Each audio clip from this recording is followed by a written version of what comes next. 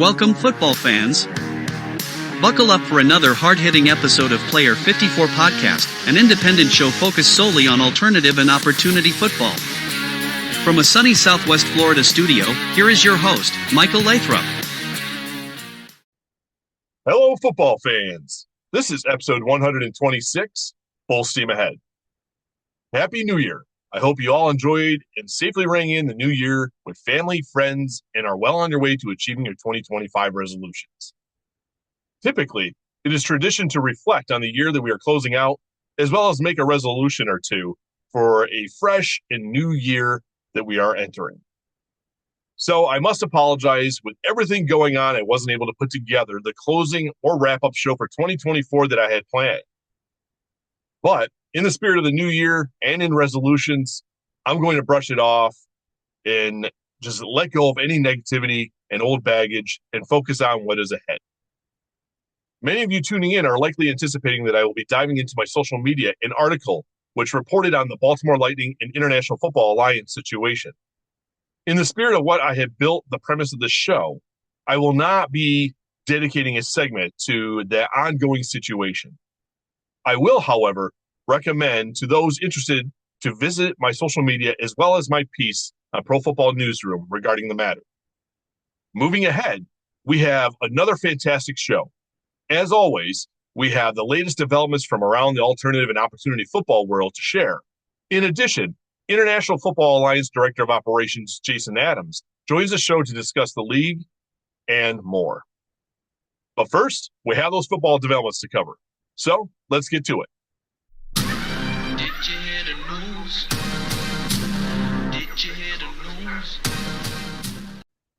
On December 27th, Arena Football One's ICT regulators owner Chris Zachary posted an announcement on the team's social media platforms that the team has entered dormant status for the 2025 season. In the announcement, Zachary stated the organization will remain part of the AF1 and will continue to participate in community activities off the field in 2025 while preparing for the 2026 season. On December 31st, International Football Alliance's Ohio Valley Ironman announced Joe Myers as the team's director of media operations. On January 1st, National Arena League's Carolina Cobras announced Omar Salters as the team's new general manager. Also on January 1st, International Football Alliance's Baltimore Lightning announced Robert Ford as the team's new head coach. Ford's appointment comes in the wake of Eric Marty's departure, where he has joined the College of Sequoias as an offensive coordinator and full-time physical education faculty member. On January 2nd, the United Football League revealed its 2025 schedule. The schedule consists of 40 regular season and 3 postseason games, split between its broadcast partners. 22 games shared on the Walt Disney networks of ABC, ESPN, and ESPN2, and 21 games shared on Fox Sports networks of Fox and FS1. The season kicks off on Friday, March 28th, with the Houston Roughnecks hosting the St. Louis Battlehawks at 8 p.m. Eastern Standard Time on Fox. Both conference championship games will be held on Sunday, June 8th, and the championship game will be held on Saturday, June 14th at 8 p.m. Eastern Standard Time on ABC. On January 6th, both the Baltimore Lightning and International Football Alliance released announcements of the team's departure from the league. Although the two press releases differ as to the reasoning behind the Lightning's departure, both stated effective immediately the team is no longer a member of the league and will not participate in the inaugural IFA season set to kick off on May 31st. Also on January 6th, Professional Arena Independent Association announced the departure of Southern Scream from the league's membership. The PAIA's press release stated the Scream have chosen to pursue other opportunities. Also on January 6th, the Knoxville Bandits announced their departure from the Professional Arena Independent Association. This announcement is the second of its kind after a brief reconciliation between the league and team. On January 8th, International Football Alliance Director of Operations Jason Adams posted a live stream on the league's Instagram account.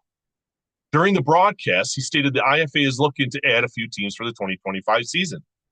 According to Adams, the vetting process is already underway. On January 9th, the International Football League's Duke City Gladiators introduced its new ownership group. By unanimous decision of the IFL Board of Directors, ownership of the team has been transferred to Michael Fiatz and Bob Petrie, effective immediately. Per the announcement, the Gladiators will remain on hiatus for the 2025 season, which during that time, the team will undergo a rebranding process and focus on securing a new venue. On January 10th, Arena Football 1 unveiled its updated 2025 divisional lineup and schedule. The league's 11 members will participate in 3 divisions. East Division consisting of the Albany Firebirds, Orlando Predators, Nashville Cats, and Wilkes-Barre Mavericks. The Central Division consists of the Southwest Kansas Storm, Salina Liberty, and Corpus Christi Tritons. The West Division consisting of the Arizona Bandits, Oregon Lightning, Billings Outlaws, and Washington Wolfpack. The IFA season will kick off the weekend of March 7th and conclude on the weekend of July 12th. On January 11th, the Dallas Falcons announced they will no longer participate in the Professional Arena Independent Association in 2025. On January 14th, the Arena League's Iowa Woo announced Mook Zimmerman has stepped down as head coach to pursue non-football opportunities. As I have previously mentioned, I will now be joined by International Football Alliance's Director of Operations, Jason Adams, to discuss league developments and more.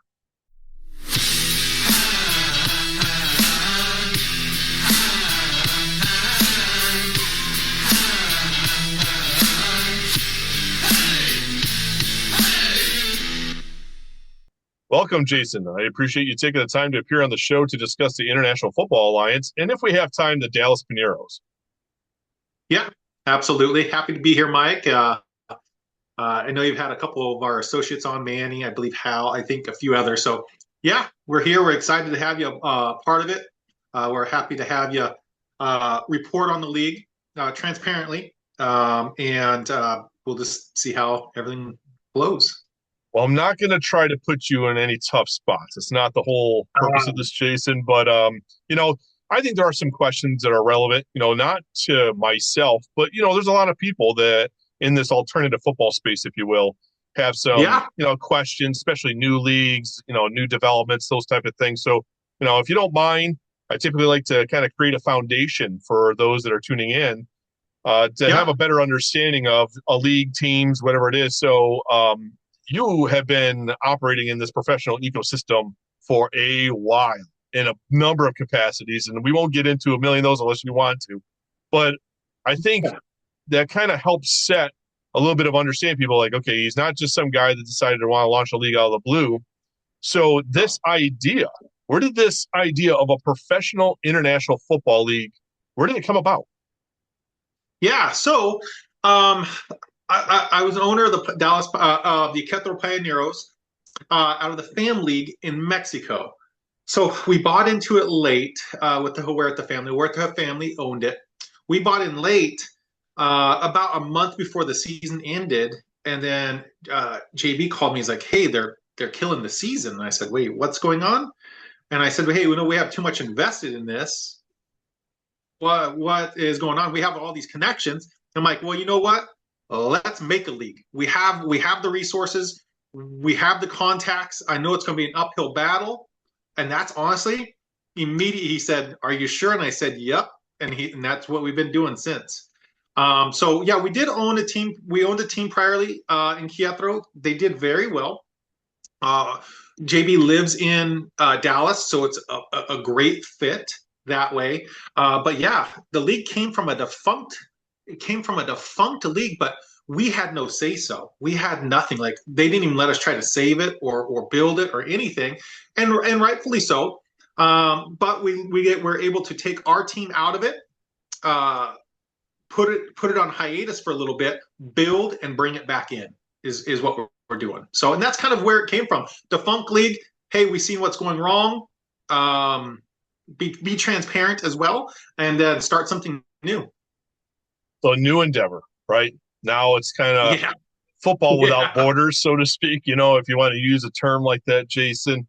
So, explain this vision, okay? Because, you have football that's been played all over the world for a while now, right? It's not a new sport to most of the world. Central America, it's been being played. Europe, Japan, we see some leagues in China. So, obviously Canada is probably the second most established and most revered league in the world. So now that we kind of have football building itself, why this international? Where did that idea?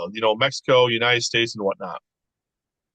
Well, it was just a fruition. It came immediately, like it's the next evolving step. Meaning, you have to think we were inside of a Mexico league. We had a team inside of a Mexico league. We had tons of American players inside of it. The owner lives in America. I live in America as well. I'm like, why don't we do this? We know there's a need for it. One, this is our mission. It's been the mission since the very beginning, the first 5 minutes of our phone call. Can we create a league that's for the players, the fans, and the communities? We can do that. Now, can we create a league that gives international players an opportunity? There is so many good, outstanding, high-level players that get overlooked. In Italy, Europe, all of Latin America, Mexico has some amazing talent. Japan has some amazing talent. So that's kind of where the flavor is. It's never been done before. You have NFL pathways. You have Europe where you get 4 players. CFL, they can carry quite a bit, but a lot of their linemen and that kind of stuff is just nationals. We wanted to open it up. We want the best players possible. And we know there's amazing players in Japan that if they got a chance over here on American soil, oh, they're lighting it up. Same with Italy, same with Germany, Poland. There's just so much. So how it came about is more opportunities for the international player and give more opportunities for the players here that have been overlooked. Bad 40s, 1 inch too small. They ran a bad 40 at a combine. And once you do that, a lot of the players understand at a high level, you're done. You get put on a shelf. And now you got to go through indoor and all that promises and all this and all that you even try to get back out to the outdoor. And sometimes that just doesn't happen. So the international flavor is needed. The month frame is needed. We're after the UFL and we're before the NFL. So we know there's going to be some attrition off of the UFL coming to us. And we know if we do the right way to do it with the players and the coaches, that hopefully some of our players can get into an NFL camp or get looked at the CFL. That's our goal. So our goal is international, but we're going to obviously be heavy on American players. Like everybody understands that. Yeah, I don't think anybody questions. I think the question is how many international guys, and I know that could play, have a little ebb and flow based off what team, and obviously systems, right? You got to find the guys. You might find a talent there, but if a coach is running a certain type of playbook, and maybe some of that talent doesn't quite fit. So I understand that, and I'm not going to pigeonhole you to that because it could be 4 or 5 guys. It could be whatever, right? I understand that. So why don't we take a look now? The IFA's journey, even though you haven't kicked off a season yet, has actually been sort of a long one. Okay. I imagine you and countless others have lessons and stories to share. And, admittedly, we don't have enough time to go down that path. So, but to keep it brief, to everyone to keep them up to speed, the league delayed its launch from 2024 to 2025. And some of the initial members, Cancun, Guadalajara, Gulf Coast, Las Vegas, Portland, some of these different cities and markets that were being vetted or that were looking to be didn't make it for one reason or another to the upcoming inaugural kickoff. Just how difficult has this endeavor been? I tell everyone I should be bald by now. I've heard everything under the sun. I've been told everything under the sun. I truly know how it feels to be like an indoor player that gets told everything and nothing happens, right? So we have vetted so many people. I'll touch on the Cancun situation real quick. Great ownership down there. Good ownership. They just decided to go a different way. Field was going to be difficult. We had a field in place, that kind of stuff. So that was a great term when we left on good terms, that kind of stuff. We would eventually like one over there. It's not plausible right now. All the other ones just didn't meet our league standards. I'll just put it that way. For one reason or another, and that's putting it mildly. So, yeah. Right. But yeah, the endeavor has been a little while. We could have kicked off last year, but we would not have. We only have one chance to do this, right? Because everyone's waiting for us to fail. We know that, like we get it. So, but there's also a large group that wants us to succeed. All right. We have so many coaches. We have tons of broadcasting. We have great players. They all want us to succeed. Other leagues behind the scene want us to succeed because they want our players.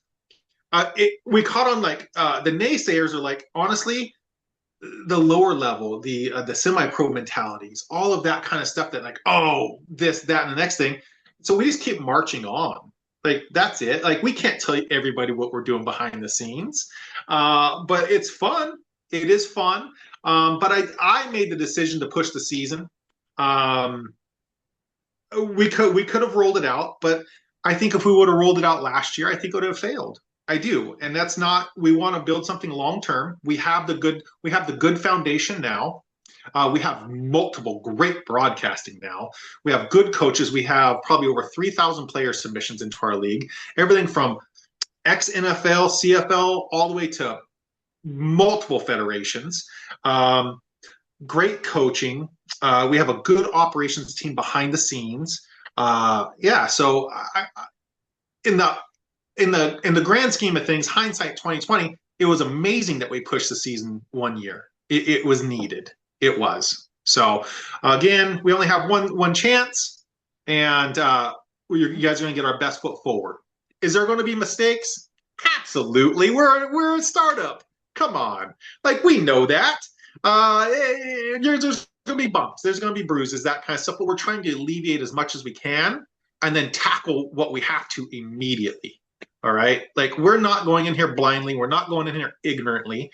No other league is our competition. That's the beautiful part of us. We're not an indoor league. We're not going against the NFL. We're not going against the CFL. We're not going against any of them. We literally bring a different flavor. Our teams are going to be playing in their markets in smaller stadiums because we want that fan experience. We want the players to be seen. And so for the last few months, that's all I've been tackling is broadcasting OTAs, OTTs, that kind of stuff, so we can get a big reach out there.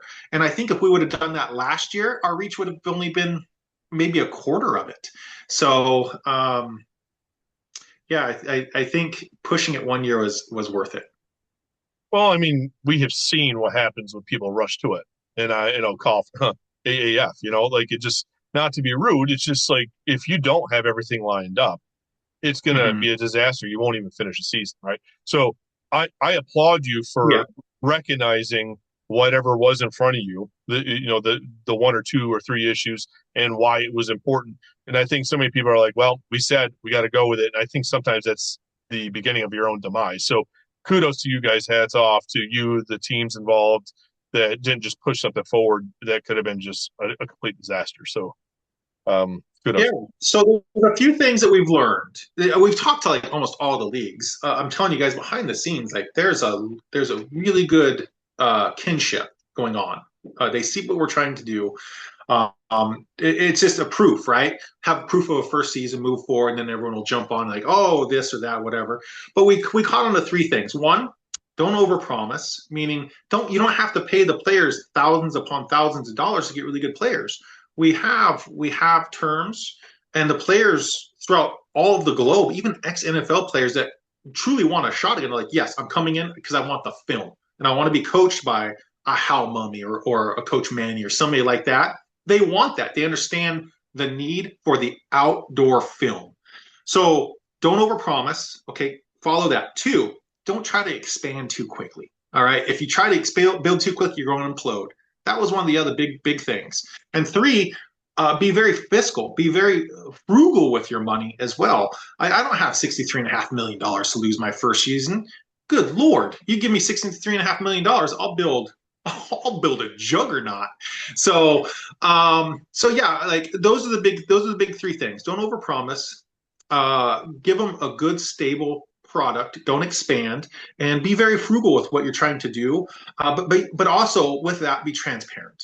All right. I think a lot of people are like very secretive. Oh, I can't do this, can't do that. Guys, whatever we do, I'm going to put it out there. I will. After I have it written down, I'll put it out there and I'll stand by it. Sometimes it's great. Sometimes it's not. Like we're in the business of building something that's never been done before. All right. I'll take my shots. My skin is thick enough. My shoulders are big enough, and I'm not bald yet. Well, as if creating a league from scratch wasn't hard enough and something that hasn't been done before. We're Mhm. going to lightly touch on this here if you don't mind. Earlier this Yeah. month, ongoing issues have been revealed, and the Mhm. IFA wouldn't be a professional alternative football league without some league drama. So we're just Yeah. gonna do right.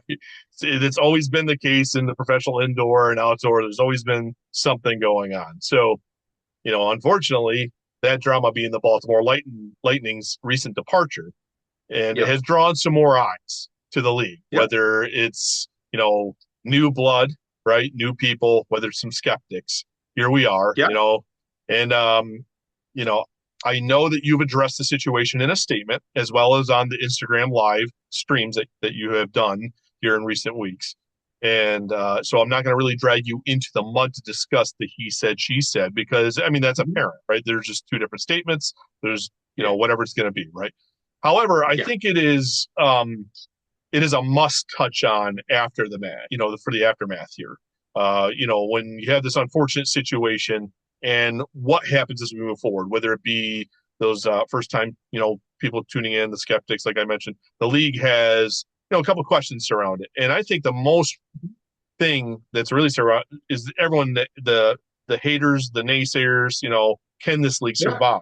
Right. That's what it's really about. So you have repeatedly stated that the league's remaining members, the Alabama Beavers, the Chihuahua Rebellion, your own Dallas Pineros, the Ohio Valley Mhm. Ironmen, the San Antonio Calaboleros, I always butcher that, sorry, the Tampa Bay Totally. Yeah. Tornadoes, Yep. that they're committed and they're going to participate in 2025. So Yes.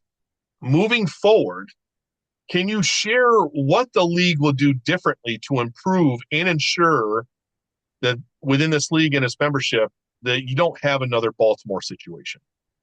Yeah. Yeah. That's easy, guys. We have a different vetting system. I will tell you that. Um, Again, we've been told everything under the sun. We've seen everything under the sun.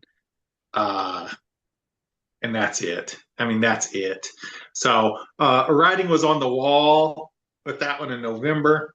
I'm not going to go into a statement, anything like that. Connect the dots. Um, I have control of all the social media stuff. I have access to it, but I don't really get on it. I'm busy doing other stuff. I've been shared statements from this multiple different things. And then I just got shared a statement from his own coaches saying, hey, this is BS. We still haven't been paid. So again, just follow the writing on the wall. I'm going to be very transparent. I have nothing to hide from anybody. I told you what happened. Um, yeah, I mean that's it. Well, That's it. Jason, Yeah, you really don't have to say much, right? Because yeah, anyone that's aware, I did a piece on this, right? I had multiple staff members reach out to me, and I mean, you even give me a statement for it, and yeah, so that's why I don't want to get into it too much, right? Because it's out there. A yeah, number of staff members have come out to dispute Mr. Hanna's thing, so we won't get into that too much. But yeah. I get it. That's no, Yeah, and I legally, I can't understand. because I of understand. legal stuff. Yeah, Yep. yeah. So yeah, So yeah.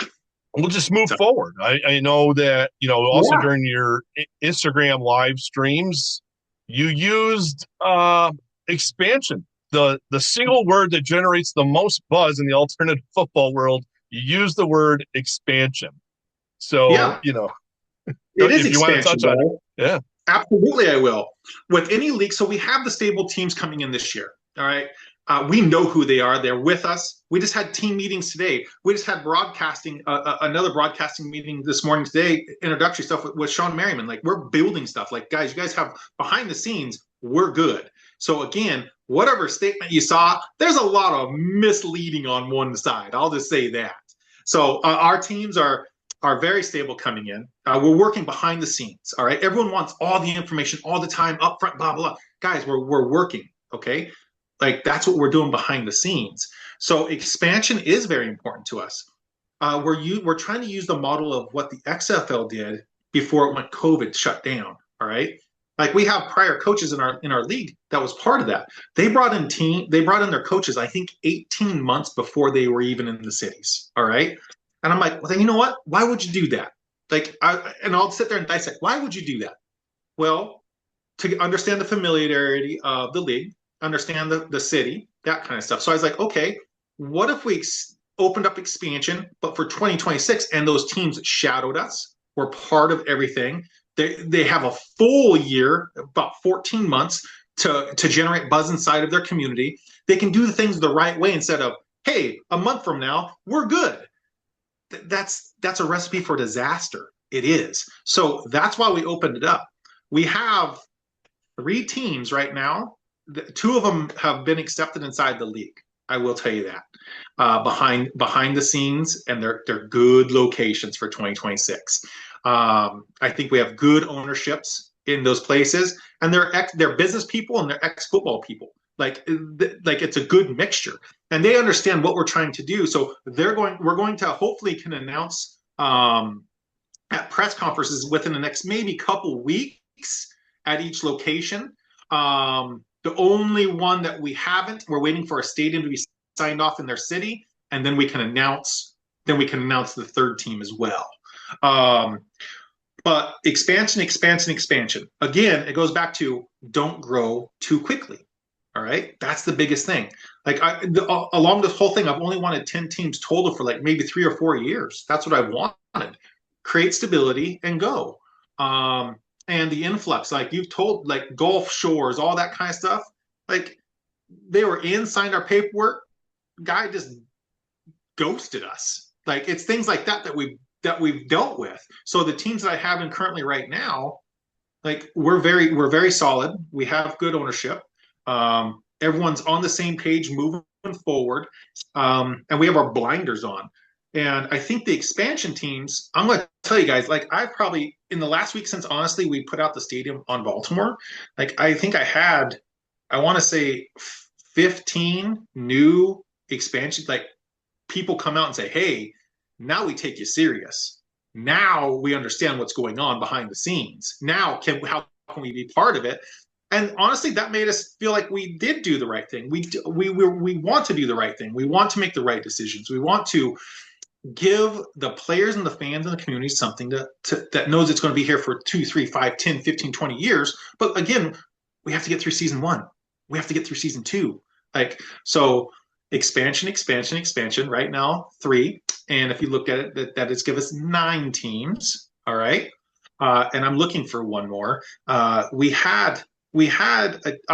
very bluntly, we had a team in Costa Rica, guys. Done deal. The man owned football teams in America. He was down there living. Had a bypass. There's nothing we can do about it. Yeah. But he was like, he's not even rich. He's wealthy. All right. The team was well funded. He owned prior football teams. He's like, I'm in. So we were planning on like, hey, let's absolutely. Everyone voted him in. Everything else. Man had a bypass. What can we do about that, right? Like, so it was things like that. Those are the hurdles that we've had to jump. So we'll have 3 teams from America coming in, and I believe 1 team in Mexico. All right, that's the plan for the 2026 season. Are we looking to try to add 1 team for the 2025 season? Absolutely. We've been vetting. We've been vetting. We've been working very tirelessly and secretly behind the scenes on some stuff. I will let you know the team that we have vetted has a coach in place. If we call it, we're just trying to wait for the stadium and that kind of stuff. That's what we're trying to do, and they can hit the ground running. And all they're going to do is replace Baltimore on the schedule. That's it. I mean, that's it. So that's what the ownerships wanted. That's what our broadcasting partners want. All of that kind of stuff. So, and I think we'll hold at that number probably for at least a couple years, I would think. Stabilize, build the value of the market, build the value of the players coming out of it, and then look again. All right. Again, it goes back to don't expand too quick. Don't put the cart before the horse, that kind of stuff. And people are like, well, you have to have a season before you can even talk expansion. Well, we're going to have a season, and I have to have the teams that we're bringing in ready for the next season. That is the key. Like, don't, again, we can get something done in a month. It's not how this works at all, especially from the broadcasting side of stuff. None of that. So I'm excited. I think we have some good locations coming in. We have some very good coaches coming in on those side of stuff. Yeah, no, I am. I'm excited. I think genuinely, I think we have a good product coming, and it goes back down to how can we help the players? How can we give them a good opportunity? Yes, yes, we can. So you touched on expansion, right? I know a couple people have, been discussing it with me, and texts or DMs. They're like, "Hey, what happened to the January 10th event in Toledo?" Could you just touch on that? Because I mean, obviously, I don't have information to share with people. I know like things evolve and whatnot. Not asking you to tip your hand totally, but some people are just kind of curious. You mentioned the three markets of Georgia, Ohio, and Guadalajara. Does it just keep Ohio in the mix? Is it just, again, I'll let you talk. We're going to keep Ohio right in the mix. So we delayed that. It should be coming out in the statement because of the Baltimore situation. We figured we don't want a positive to be with an anchor with a negative. And we knew we had to address it. We talked to the ownership up in the Ohio area, and they're like, yes, hold off. Let's do this. Let that sit. Let it settle. And then we'll do it. Again, we're not here just to rush. Like there's a method to our madness. And again, we're like some of the owners are like, hey, let's announce it. Some of the owners are like, hey, let's hold off. Let's get this anchor off the boat first, and then we can do it. And I agree. Like this is not a dictatorship. I listen to everybody behind the scenes. And that was the most prudent decision. So we'll have a press conference, that kind of stuff. We're working the ownership up there. Just know we're going to set a date, and then we're going to stick with that date. Okay. No, it's good. It's just it gets a little worrisome, I think, for some of the people like, oh, the Baltimore thing, and then there was this, and well, nothing came. And this is kind of a question coming from me, not really anybody else that I talked to. Sometimes I kind of just wonder, as somebody that's kind of in this alternative media space or new media, whatever, would it just be better to stream this stuff when you do it on multiple platforms? Jason, it gets hard to find your guys' stuff on Instagram and stuff. I mean, and maybe get it archived so people can share it, once it kind of comes out. I know that's just something I'm just kind of throwing something because it's not really a question, but it's one of those things that maybe that's something you guys could work on. Just putting together a little multi-streamed or pre-recorded and then release the pre-recording. Because I know a lot of Instagram live events, you can't access them after the fact. And, in that reshareable stuff could be very valuable to the teams in the league and all that stuff. So it's just a thought. I'm just sharing something off the top of my head. No, Mike, you hit it actually dead on. I asked some of our media people to do that as well. Our main source of communication is Instagram. It is. We understand there's a need for Facebook. There's a need for all the social media platforms, X, that kind of stuff. But our main talking point is Instagram. It's a meta platform as well. It's just a more image, quick hitting, that kind of stuff like the X platform. So a lot of our information will come out of Instagram and up. I've asked because I'm one of 4 or 5 people that have access to our account, that kind of stuff, and I'm the one that controls the live stuff. And I said, hey, I'm not a super technical guy, so I've asked them like, hey, we need to do this. So just plan in the future that kind of stuff will be okay, because I think it's very important too. Because players have questions and we've answered them, or people, just the general public has questions, and if they can go back and look at it, and listen to it, read it, no problem. So again, our answers aren't going to change. I mean, I'll just keep repeatedly saying the same thing over and over and over. So I agree. Archive stuff. We just hired a new PR and marketing company. I believe they're coming in as well. So hopefully those little things that we're getting ready to start kicking off, we can get it up to speed. All right, good deal. So I don't want to dwell on that. So obviously you got the draft coming up, the first ever. Yeah. IFA draft in March 21st and 22nd, Huntsville, Alabama. I believe Right Now TV is going to be broadcasting it, from what I have seen some sharing from Right Now TV, if I'm not mistaken. Mm-hmm. And, so how much of these couple other little loose ends on expansion team stuff, do you think that would all be shored up before the draft? I mean, would that be a reasonable time frame for us to anticipate, some of those bigger announcements? Absolutely. That's my target date because we want to announce them at the draft so they have a full year to be entrenched in their markets. And what better way to announce expansion teams like solid, like at one of our events? So that is the target date. That's been the target date for months upon months. So we want to be able to do that. So we do work secretly behind the scenes. We try to be transparent as much as we possibly can, but we don't want to show our whole hand yet. So yeah, Oh, I get that. but yeah, so auto draft, all that kind of stuff. Like we have multiple OTTs. I know that I think we're over. I want to say we're over 100 million households right now, total. I don't know what off the top of my head, so don't hold me to this. I don't remember what Sean. I think Sean just told us this morning his data reach, and it's pretty large too. So, and that's just another platform. We have multiple ones. We're going to put it out there like, hey, this, and we just added 15 new alt like news, interview, podcasting, that kind of stuff. We want to try to get as much information out there as possible. And the thing is, like, everyone wants it a certain way or this or that or whatever. As we're just going, here's the information. Do what you want to do. Like, we're not here to tell you guys how to do whatever. Mike, I think you could test it too. I was like, hey, just be transparent, just do whatever, right? Yes. Just get the word out there. So we're going to try to do the same with all of our broadcasting as well. So our coaches are open to being interviewed by everybody. We want to highlight some players. We want to do all of that.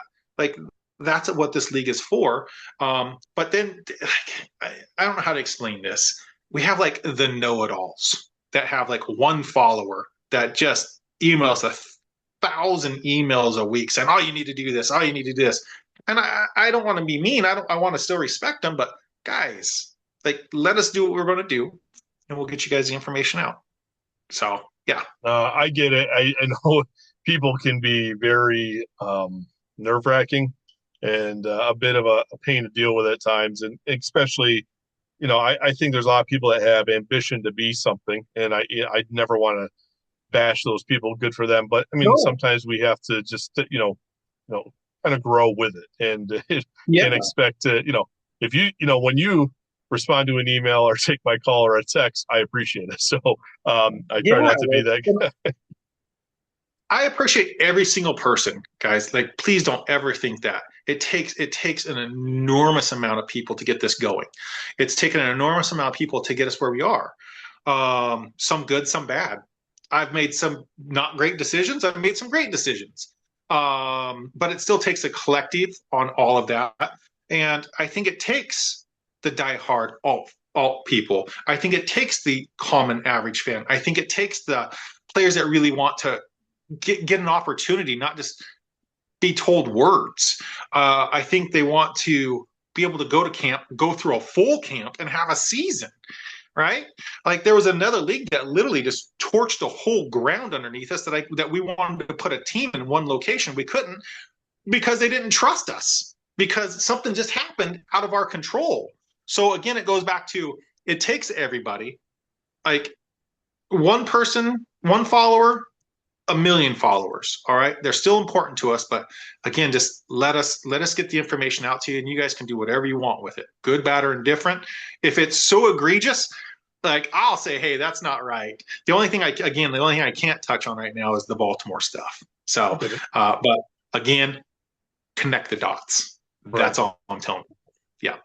So you're looking to announce the expansion teams for 2026, by the draft, or, obviously it'd be nice during a live broadcast like that. How about that one team for plug and play for the extra spot on the schedule that you mentioned? How soon do you anticipate, or what's the latest date you would anticipate maybe that announcement coming? Well, it's a good question. All right. Because I try to talk to the ownership. With that one. I just talked to him, Friday, Thursday. The only thing that's hinging is the stadium. That's it. If we can get the stadium in, it's go time. and So, that's it. Yeah. so So it could be really if we can, quick. It could actually take some time. yeah, it can. So luckily we have enough resources behind the scenes that like we know the ADs, we know city councils, we know all that kind of stuff, and we've used those to get where we need to get. And the city that we're wanting to bring in, the people that's behind the scenes are all about it. They want it. The ownership wants it. So, but we don't control the stadium. Like, right? We don't control a college stadium. Like, there's hoops that we have to go through. Even though the city might want all this kind of stuff, there's still a process. So, until that's done, I mean, it could be a week, Mike. It could be a couple days. It could be this week. It could be next week. I don't know yet, but just know that we are pushing very hard and very diligently behind the scenes to get it done. So, obviously that is something you can't control. No. What are you looking to do for all the teams that have that team that'll be taking that spot that have to travel? Are you helping? I mean, because now the window starts getting a little tight. Travel arrangements, overnights. Mhm. Making all that. I mean, and I know this is just me kind of spitballing here. This wasn't a prepared question by any means. But how do you look to assist it? Because as that runway gets a little bit closer, shorter, it gets a little bit difficult. Especially finances sometimes. Whether it's chartered flights, whatever it is, as you get closer, those opportunities to negotiate certain things or find a good deal could get tight. So, I mean, are you guys looking forward on booking that stuff already? Just waiting for the stadium to get done. I mean, I know the teams are independently owned and operated, but I Mhm. don't know, where that discussion, where those maybe concerns are coming up, Yeah. at this point. So the team that we're trying to bring in is a closer vicinity to a lot of our other teams. I'll say that. And two, it should be about the same amount of travel, monetarily wise. It might even be less for it. So each team is budgeted a certain amount. So if you have 4 home games and travels 22,000, just already have that in. All right, we know that kind of stuff.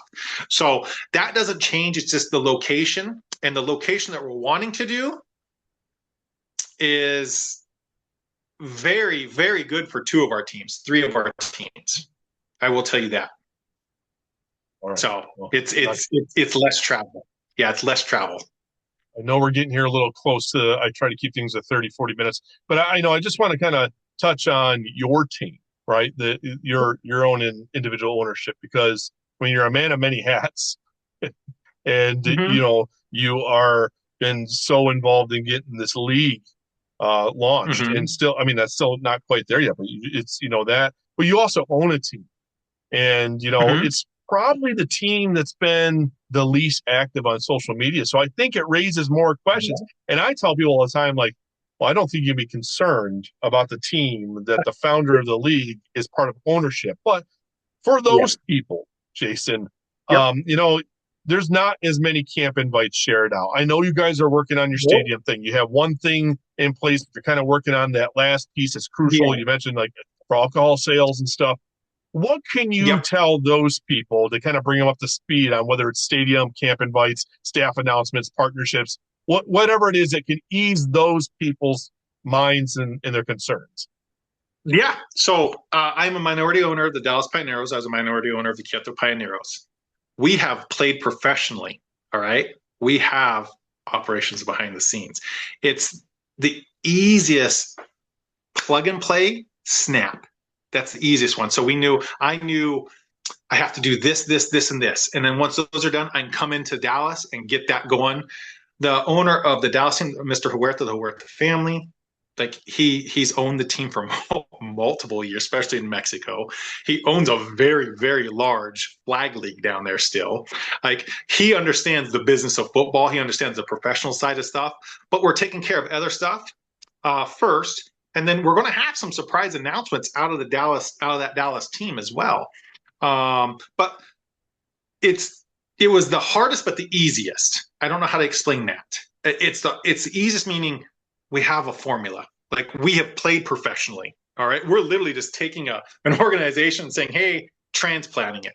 Like we have proof of concept of a team. We have all of that. We have proof of concept of ownership. We have proof, like all of that kind of stuff. So literally we're like saying, okay, let's take that mentality and put it over here. So can we flip a switch? Absolutely. Absolutely we can. But there's a couple things behind the scenes that we're working on. Okay. We are behind, like, and I'll be very transparent. Again, I just want transparency. We're wanting to bring in one more owner. All right. We're trying to vet one more owner to come in to kind of help. So I can just kind of back away from all of it and only fully focus on the league. That's what we want to do. That's what we've been doing behind the scenes. Team is there. Team is going to be running. It's going to be, again, plug and play. It's the only team in our whole league that's played seasons. It's the only team that's had the same ownership. It's the only team that's been branded, and we just rebrand. So the cautious side of stuff is, well, I don't see anything about it. Two, well, let's look at their history. They've played in multiple leagues. They have the same ownership. The owner literally lives in Dallas. So those things kind of combat. Again, but behind the scenes, we're trying to move some things around. And you are right. We have a stadium in place right now, but at that stadium, we can't sell alcohol. Guys, we need to sell alcohol. We need, that's about $200,000 in revenue that we need that will be lost if we played there. And let's be honest, like we need that for to continue, like not to continue operations or nothing like that, but honestly, like to get us where we want, those are key pieces. Like this is a business. This is not some nonprofit charity event. Like you have to make money to have a business, right? Like you have to pay invoices to keep going. So alcohol sales is very important to us. And the DeSoto High School, the coach there is like, yeah, let's work on some stuff. You guys can use it. So we have that already, but it's not, and he knows that it's not the most ideal one that we want, but we have one in our back pocket. Well, it is what it is, people. You know, we all want it when we want it, Yeah. or our cake and eat it too. But sometimes you can only have, you know, the Yeah. cake and the frosting. You don't get the sprinkles or the extra stuff on top, people. So for right now, you know, it's a process, and you know, the finished product is soon to come. Well, Jason, I want to just thank you. I really appreciate your time. You know, it's been a pleasure having you on the show to discuss the International Football Alliance and, you know, briefly the Dallas Paneros. But if you're interested, and I know we're in contact pretty regularly, you know, and you have the availability, you know, a few months down the line, maybe we can kind of catch back up with where the IFA is in its progress and the outlook, you know, for the future, whether even to be within season or something. Yeah, no, that's not a problem. Again, like our coaches are open to you guys. We'll try to make. We know some of the draft picks that's going to be coming in, draft invites. We'd like to maybe offer those guys up to you guys for like their point of views. Like this league is for them. Like if I was a player sitting in here, like, hey, is this league going to happen?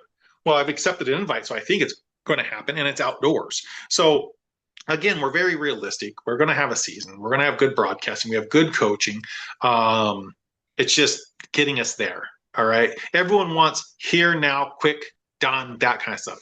It's not how the world works. It's not how everything works. So again, we've been doing this for a little while behind the scenes. I think we have a good blueprint, a good product. I'm excited for the coaches that we have, some of the players we're coming in. I think we have good, very good communities, and we have the stadium sizes that we want to share our atmosphere with. And I think we have a good outlook and projection on our expansion cities as well. Will there be bumps and bruises and all that? Of course there is. Of course there is. But I'll always try to address them no matter what.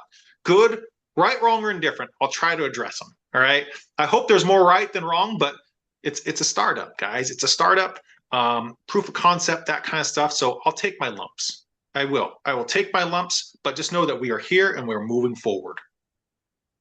Well, before I let you go, if you don't mind, can you just take a brief moment to inform those tuning in where they can follow the league and your team as they lead up to the season? Yeah, so our website is www.ifa.football. a lot of our information's on Instagram, the IFA.football. We have Facebook, I believe it's the IFA football, and I believe on X it's the IFA football. We don't have TikTok because we kind of figured it was going to be banned. We don't know if it gets banned and comes back, then we'll start using that platform as well. But we didn't want to just like drive our resources to it. So a lot of our information, a lot of our update information's out of Instagram, and then it gets flowed out of there. So, and then I just say follow all the teams, the Caballeros, the Beavers, the Tornadoes, the Ohio Valley Ironmen, the Chihuahua Rebellion. Just and the Pioneers, obviously. But we'll try to get as much information out there as possible. I know it's not as fast as some people think it needs to be out, but just know that we are working towards getting as much information out as possible. All right, perfect. Thank you, Jason. Yeah. All right, Mike, I appreciate it. And obviously, always a pleasure. I appreciate you having me on, and I hope to talk to you soon. All right. Thank you. We are fortunate to have Mr. Adams as a guest. Despite the recent unfortunate situation in Baltimore, he is remaining in the public eye and moving the league forward. I know many are skeptical and have already written off the IFA, but I ask you to pause and think for a moment. Many of the leagues currently operating in this space have had their own issues and are still in existence. So why would we doom a league for the shortcomings of an independently owned and operated team? We are no strangers to this sort of thing. The professional alternative football world has had its share of setbacks, and unfortunately, it won't be the last. Personally, I'm not going to write off the IFA. I will continue to observe how they proceed and the product that they're able to put together. After all, I'm hopeful for the players pursuing their dreams, and the way I see it, the IFA is providing them with another avenue to gather film and be seen. Before we wrap things up, it's time to share a few reminders and upcoming events.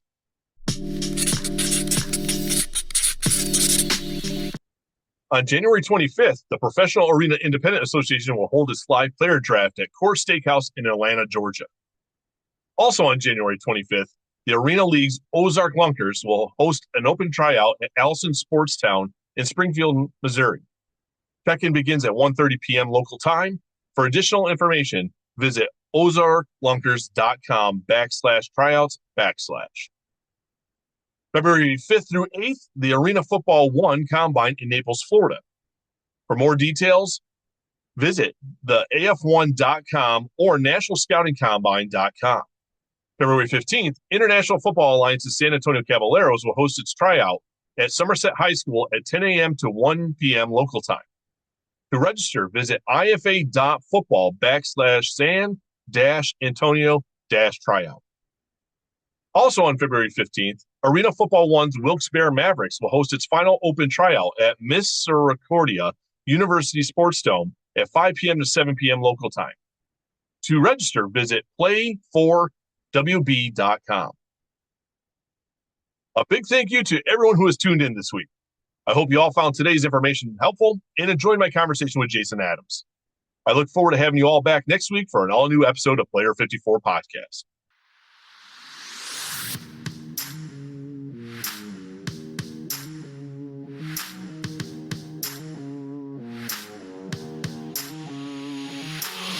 Thank you for tuning into today's show. You can support the show and our partners by using code PLAYER54 at checkout at any of the following websites: RoyalRetros.com, where you can save 15%, TrueVictory.com, where you can save 15%, BuckedUp.com, where you can save 20%, ImpactMouthguards.com, where you can save 10%, HobbyArmor.com, where you can save 5%, JustMeatJerky.com, where you can save 10%. Don't forget to follow, like, subscribe and rate Player 54 Podcast on your platforms of choice. Do you have a question or topic you would like to have discussed on the show? Message us via social media or send an email to player54podcast@gmail.com.